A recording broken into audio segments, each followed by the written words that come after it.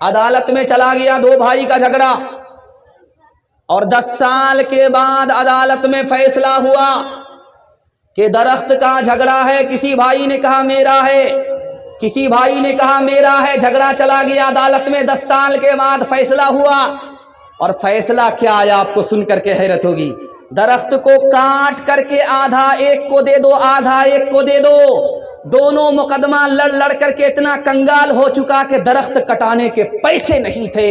لڑائی کو ختم کرو، گھر کے جھگڑے کو گھر میں ختم کرو، میں گارنٹی لیتا ہوں اللہ ترقی کے آسمان پر پہنچا دے گا۔ ایک بھائی مال کما کر کے وزیر بن گیا، دوسرا بھائی علم حاصل کر کے عالم بن گیا۔ وہ جو مالدار وزیر تھا وہ تانا مارتا ہے، تو لوٹا اٹھانے والا ہی رہا، تو جہاں کا تھا وہیں کا رہ گیا، میں نے مال جمع کیا کہاں سے کہاں پہنچ گیا۔ اس بھائی نے کہا کہ تم مجھ کو تانا مارتے ہو جبکہ ہمارے ماں باپ ایک ہیں، تم ہم کو تانا مارتے ہو جبکہ ہم ایک بھائی ہیں، ایک ماں باپ کی اولاد ہیں، ایک خون ہے، ایک رشتہ دار ہیں، تم ہم کو تانا مت ڈالو، مجھے حوصلہ دو۔ لیکن تم اس بات کو بھول گئے میں نے قرآن کا علم حاصل کیا ہے، حدیث کا علم حاصل کیا ہے، مجھے تو نبی کی میراث ملی، تمہیں قارون کی میراث ملی، میں جہاں پہنچا ہوں تم وہاں نہیں پہنچے۔ ایک بھائی چھوٹی منزل میں تھا، دوسرا بھائی اوپر کی منزل میں تھا۔ اوپر کی منزل میں جو بھائی تھا وہ 1 نمبر کا دیندار تھا، اور نیچے کی منزل میں جو بھائی تھا وہ 1 نمبر کا پھیکڑ تھا، ہر وقت دارو میں ڈوبا رہتا تھا۔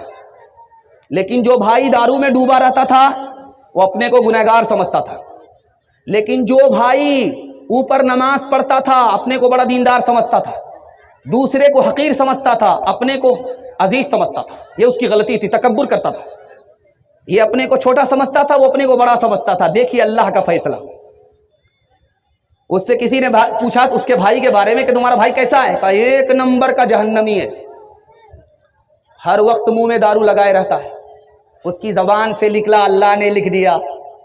خدا تانا نہیں مارتا دارو پینے والے کو، توبہ کے لیے انتظار کرتا ہے۔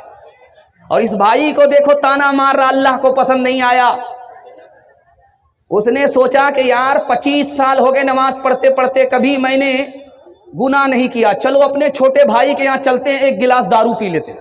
اوپر کا بھائی جو 25 سال سے نماز پڑھا، وہ وہاں سے آیا کہ چھوٹے بھائی کی مجلس میں چلتے ہیں کہ کبھی گناہ نہیں کیا، 25 سال سے نیکی کیا، ایک دن جا کر کے 1 گلاس دارو پی لیتے، وہ وہاں سے چل رہا ہے۔ اور چھوٹے بھائی کو احساس ہوا یار میں بہت بڑا گنہگار ہوں، رات دن دارو پیتا ہوں، چلتا ہوں اپنے بھائی سے ملاقات کر کے توبہ کرتا ہوں۔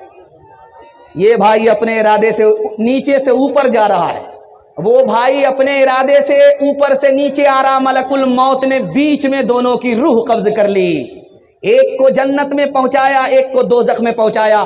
جو دارو پینے والا تھا وہ جنت میں پہنچ گیا توبے کے ارادے سے، اور جو نیک تھا تکبر کرتا تھا اور وہ دارو پینے کے ارادے سے نیچے آ رہا تھا، وہ نیک ہونے کے باوجود بھی جہنم میں چلا گیا اپنے بھائی کو تانا مارنے کی وجہ سے۔